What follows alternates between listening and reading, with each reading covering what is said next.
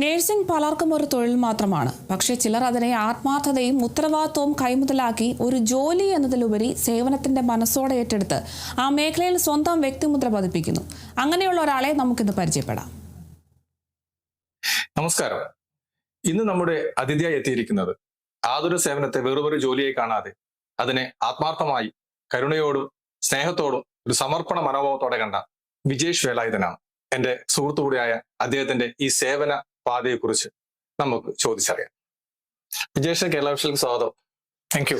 വിജേഷിനെ തേടി ഗൾഫ് മലയാളി ഫെഡറേഷന്റെ mother Teresa കർമ്മ പുരസ്കാരം വന്നിരിക്കുകയാണ്. അതിന്റെ ഒരു അനുഭവം എന്താണ്? അനുഭവം എന്ന് പറഞ്ഞാൽ തീർച്ചയായിട്ടും സന്തോഷം. എന്റെ പ്രൊഫൈൽ ചോദിച്ചിരുന്ന ഒരു 2-3 ആഴ്ചകൾക്ക് മുമ്പ് എന്റെ ഇപ്പോഴത്തെ സാമൂഹ്യ സേവന രംഗത്തുണ്ടായിരുന്ന എന്തൊക്കെ സംഘടനയിലാണ് ഭാരവാഹിത്വമുള്ളത്, എന്തൊക്കെയാണ് ചെയ്തുകൊണ്ടിരിക്കുന്നത്, കിട്ടിയിട്ടുള്ള അവാർഡുകൾ പ്രൊഫൈൽ ചോദിച്ചിരുന്നു. നെസസിറ്റിയുടെ തലേദിവസം ഈ വന്നപ്പോഴാണ് കണ്ടത്. തീർച്ചയായിട്ടും സന്തോഷം. ഇപ്പോ GCC-യിൽ നിന്ന് കുവൈറ്റിലെ നിങ്ങളെയാണ് തിരഞ്ഞെടുത്തത്. നിങ്ങളൊരു വ്യക്തി മാത്രമേ ഉള്ളൂ അല്ലെ?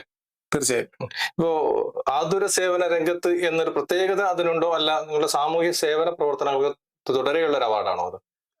എനിക്ക് തോന്നുന്നു 2024-25 കാലഘട്ടത്തില് നമ്മുടെ സാമൂഹ്യ സേവന രംഗത്ത് നേഴ്സ് എന്ന നിലയിൽ നമ്മൾ വഹിച്ചിട്ടുള്ള പ്രൊഫഷനേക്കാൾ ഉപരി അത് കൂടാതെ നമ്മൾ സാമൂഹ്യ സേവന രംഗത്ത് നമ്മൾ ചെയ്തിട്ടുള്ള കാര്യങ്ങൾ പരിഗണിച്ചുകൊണ്ടാണെന്നാണ് ഞാൻ മനസ്സിലാക്കുന്നത്.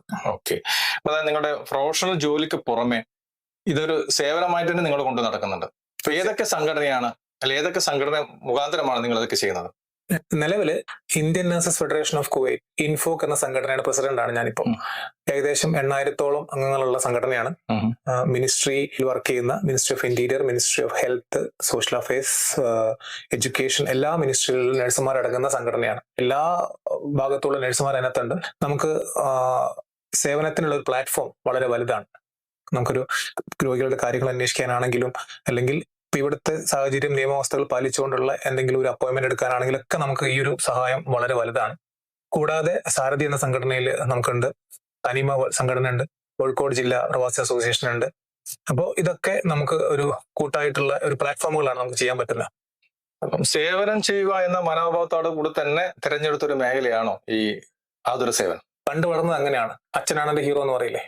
അപ്പൊ കുട്ടിക്കാലം മുതലേ അച്ഛൻ ചെയ്തുകൊണ്ടിരിക്കുന്ന സാമൂഹ്യ സേവന, രാഷ്ട്രീയപരമായിട്ടായാലും അല്ലെങ്കിൽ ആ രീതിയിലൊക്കെയുള്ള മറ്റുള്ളവരെ സഹായിക്കുന്ന കാര്യത്തിലൊക്കെ കണ്ടു വളർന്നത് അങ്ങനെയാണ്. തീർച്ചയായിട്ടും നഴ്സിംഗിൽ എത്തിയപ്പോ അതിന് ഒരുപാട് സാധ്യതകളുണ്ടെന്ന് മനസ്സിലായി. തീർച്ചയായിട്ടും ഈ പ്രവാസ ലോകത്ത് നമുക്ക് ചെയ്യാൻ പറ്റുന്ന ഒരുപാട് കാര്യങ്ങളുണ്ട്. ഇവിടുത്തെ നിയമവ്യവസ്ഥ പാലിച്ചുകൊണ്ട് തന്നെ നിന്നുകൊണ്ട് നമുക്ക് ഒരുപാട് കാര്യങ്ങൾ ചെയ്യാൻ പറ്റുന്നത് മനസ്സിലായതുകൊണ്ടാണ് നമ്മൾ അങ്ങനെ നീങ്ങിയതും അതിനുള്ള പ്ലാറ്റ്ഫോം ഈ സംഘടന വഴി കിട്ടിയതും. ഈ ഒരു സേവന രംഗത്ത് നിങ്ങൾക്ക് ലഭിച്ചിട്ടുള്ള മറ്റ് അംഗീകാരങ്ങൾ എന്തൊക്കെയാണ്? എനിക്ക് 2022 കോവിഡ് കാലത്തെ നമ്മുടെ സേവനങ്ങൾ മാനിച്ചുകൊണ്ട് ഏഷ്യനെറ്റിന്റെ കോവിഡ് വാരിയർ കാറ്റഗറി ഒരു അവാർഡ് ഉണ്ടായിരുന്നു. പിന്നെ സാരഥി കുവൈറ്റിന്റെ ഡോക്ടർ പൽപു മെമ്മോറിയൽ അവാർഡ് ഉണ്ടായിരുന്നു. അതുപോലെ SMCA കുവൈറ്റിന്റെ ഒരു ഏഞ്ചൽ ഐമെറ്റ് എന്നൊരു കാറ്റഗറിയിൽ ഒരു അവാർഡ് ഉണ്ടായിരുന്നു.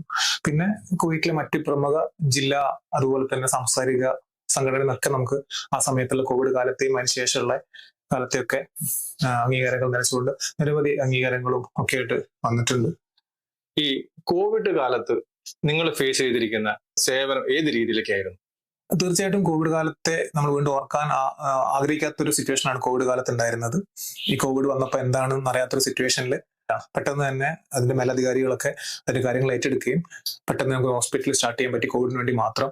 അന്ന് ഹോസ്പിറ്റലിന്റെ ചാർജ്, നഴ്സിംഗിന്റെ ചാർജ് എനിക്കായിരുന്നു ഉണ്ടായിരുന്നത്. അപ്പോൾ ആ സമയത്ത് ഒരുപാട് രോഗികളെ ശുശ്രൂഷിക്കാനുള്ള അവസരം കിട്ടിയിട്ടുണ്ട്.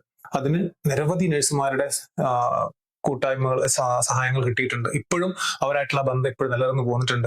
അന്നത്തെ അവരുടെ പരിശ്രമം തീർച്ചയായിട്ടും വളരെ വളരെ വിലമതിക്കുന്നതാണ്.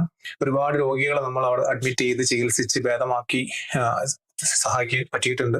അതുപോലെ തന്നെ മരണങ്ങളും മോശപ്പെട്ട സിറ്റുവേഷൻസിലൂടെ നമ്മൾ കടന്നു പോയിട്ടുണ്ട്. അങ്ങനെ ഒരു മറക്കാൻ പറ്റാത്ത ഒരു അനുഭവം എന്ന് പറയാമോ? ഈ മറക്കാൻ പറ്റാത്ത അനുഭവങ്ങൾ നമുക്ക് പരിചയമുള്ള ഒരുപാട് ആൾക്കാർ അഡ്മിറ്റ് ആവുമല്ലോ, കോവിഡ്-ആയിട്ട് അഡ്മിറ്റ് ആവും. പക്ഷെ അവരുടെയൊക്കെ പെട്ടെന്നുള്ള മരണങ്ങൾ നമ്മൾ വല്ലാതെ ഭീതി ഉണ്ടാക്കിയിട്ടുണ്ട്.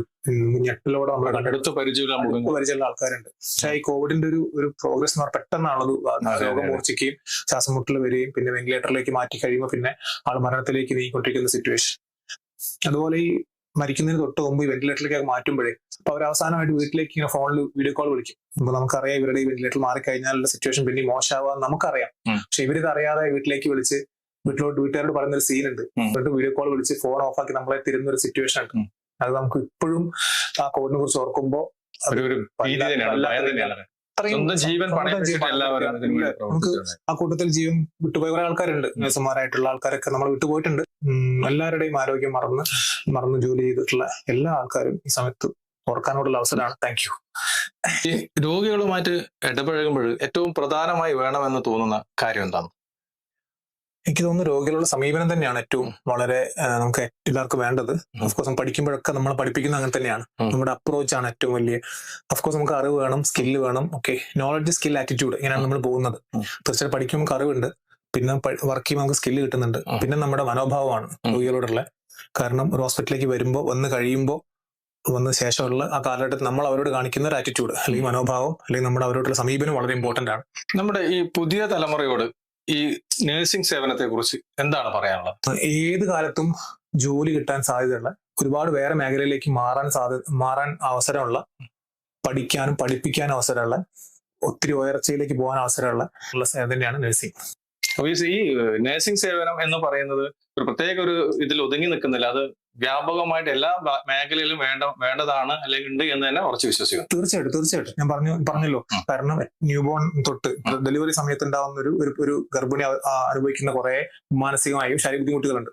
അവിടെ തുടങ്ങി കുട്ടി ജനിച്ച് അവിടെ അങ്ങോട്ട് കടന്നു പോകുന്ന എല്ലാ മരണം വരെയുള്ള എല്ലാ ആദ്യം കാണുന്നത് അവസാനം കാണുന്ന നഴ്സസ് അല്ലേ.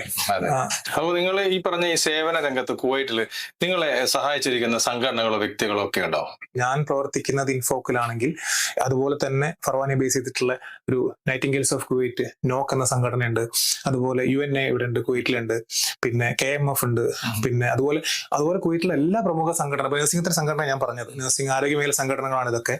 അതുകൂടാതെ തന്നെയുള്ള ബാക്കിയുള്ള സഹായങ്ങൾക്ക് നമുക്ക് കുവൈറ്റിലെ എല്ലാ പ്രമുഖ സാംസ്കാരിക സംഘടനയൊക്കെ നമ്മളെ സഹായിക്കുന്നുണ്ട്. അവിടെയൊക്കെ സഹായമുണ്ട്. തീർച്ചയായിട്ടും ഈ ഒരു സേവന മേഖല സ്വന്തം ജീവിതത്തെ സ്വാധീനിച്ചിട്ടുണ്ട്. തീർച്ചയായിട്ടും ഇപ്പൊ ഈ ഓരോ കാര്യങ്ങൾക്ക് നമ്മൾ ഇറങ്ങുമ്പോഴേ കുടുംബത്തിന്റെ സപ്പോർട്ട് വേണമല്ലോ. ഇപ്പൊ മക്കൾ 2 പേരുണ്ട്, അവരുടെ പഠനം കാര്യങ്ങളൊക്കെ.